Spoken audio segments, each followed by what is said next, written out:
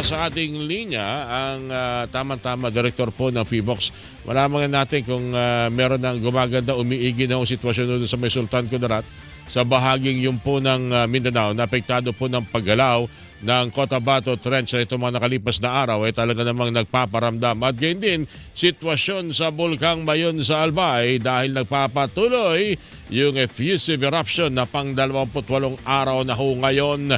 PHIVOLCS Director Teresito Bacolcol. Director, good morning po sa inyo, sir. Si Orly Trinidad po ulit Yes, sa Radyo na TV po. Good morning, Director. Yes, sir. Good morning po sa inyo. Unahin ko muna siguro inyong observation, inyong pong mga ulat na natatanggap dyan po sa Bulkang Mayon. Tuloy-tuloy pa rin po ba yung pagpaparamdam mo nito at pagpapaiwatig po ng mga eruption hanggang sa ngayon, Director? Yes, tuloy-tuloy pa rin yung effusive eruption ng Mayon volcano. And in fact, this is the 28th day na since we raised it to alert level 3. Mm-hmm. And for the past 24 hours, nakapagtala tayo ng 9 volcanic earthquakes, and yung rockfall events natin kahapon umabot ng 304. And yung pyroclastic density current naman, o yung natawag nating ozone, umabot ng 68. And yung sulfur dioxide natin kahapon medyo mataas-taas, nasa 4,642 tons per day. So this is the third highest since nagkaroon tayo ng eruption this year for Mayon volcano. And yung lava flow natin umaabot na ng around 3.65 kilometers from the summit. And yung bulkan, nagbuga na rin ng medyo marami-raming materials. Umabot na ng 20.98 million cubic meters.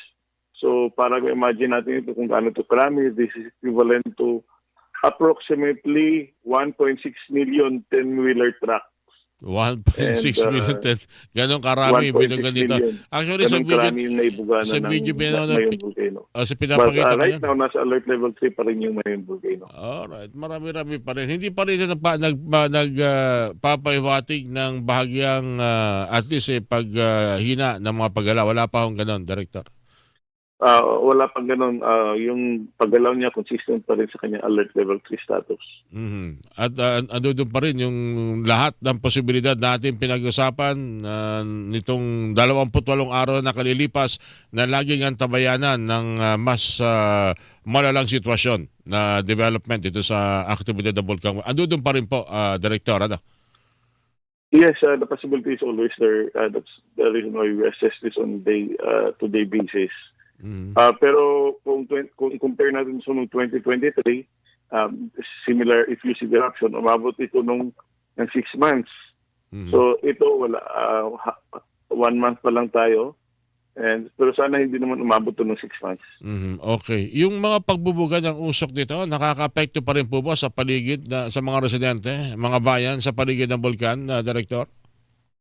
Yes, may mga light asphalt tayo na airport kahapon, sa particular sa may Kamalig, sa may barangay Kirangay, Sua, Bariu, and Tumpa. Mm-hmm. Pero very light lang naman ito. Hindi naman ito katulad nung nagkaroon ng eruption sa Taal volcano na makapal yung abo. Mm-hmm. Ito naman, galing lang ito sa PDC, yung pyroclastic density current, tapos natangay ng hangin, kaya umabot ito sa municipality ng Kamalig. Okay. Lipat lang ako doon sa Cotabato.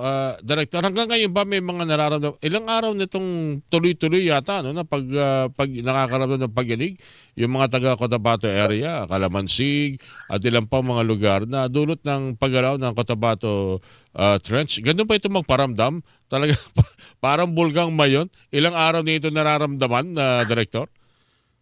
Medyo mahaba-haba na rin since January 19 ito nagsimula. And right now, meron pa rin tayo naramdaman. Although, kumukonti na yung earthquakes natin. Ang kasagsagan nito nung January 28, umabot na 833. Mm-hmm. Kasi nagkaroon tayo ng 5.9. And then, pero kahapon, nasa 83 na lamang. Mm-hmm. So, sana tuloy-tuloy na itong mag-dissipate. Although, of course, hindi natin ma-tsansa, baka pa magkaroon pa ng mas malakas pa na pagyanig. Pero again, yung pattern na nakita natin ay kumukonti so far yung mga naitala natin na mga pagdindol. Malimit natin bagitin, Director. Talagang araw-araw marami talagang mga movement sa ilalim ng lupa. Pero bihira ho yung nararamdaman. Ito halos talagang araw-araw nararamdaman. Binabagit nyo nga, pinakamababa ay 83, Director, na earthquake swarm. Yes, kahapon. Actually, pinakamababa nito is 65 noong May mas mababa pa. January 24. Oo. Pero biglang dumami ito noong January 28. And since January 19, nakapagtala na tayo ng 3,311 after earthquakes. So, part pa rin ito ng earthquake swarm. So, paano ito? Tatagal pa ba ito o merong tayong hihintayin na pinaka-pangyayari bago ito tuluyang hindi na maramdaman? Hindi para sa mawala, kung hindi na maramdaman yung kanyang mga pagyanig, Director?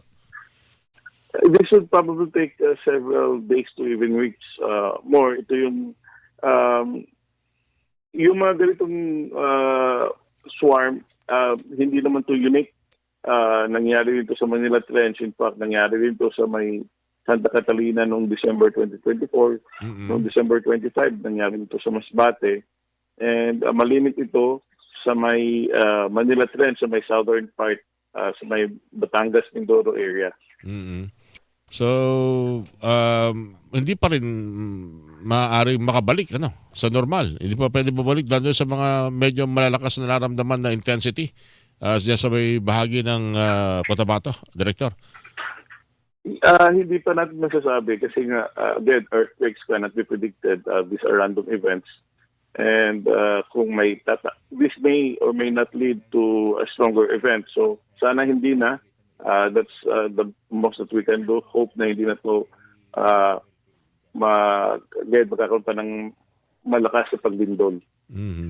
Ano ba yung pinaka-dahilan? Ba't may ganitong mga earthquakes from lugar, Director? Marami bang ganyan talaga sa Pilipinas? Hindi naman marami, pero hindi ito unique. Hindi ito nangyari ito from time to time, especially in active tectonic areas. And ang nangyari dito, nagkaroon ng gradual release ng stress. And in this case, gradual release ng stress sa may Cotabato Trench. Alright. Director, maraming salamat sa mga development ito. Patuloy kami tatawag para po sa mga development, lalo na po sa mga kapuso natin sa Cotabato area. Thank you, sir. Director, thank you po. Maraming salamat din. Ang Director ng PHIVOLCS, si Director Teresito Bacolcol. Mga kapuso, ang inyo pong napakinggan.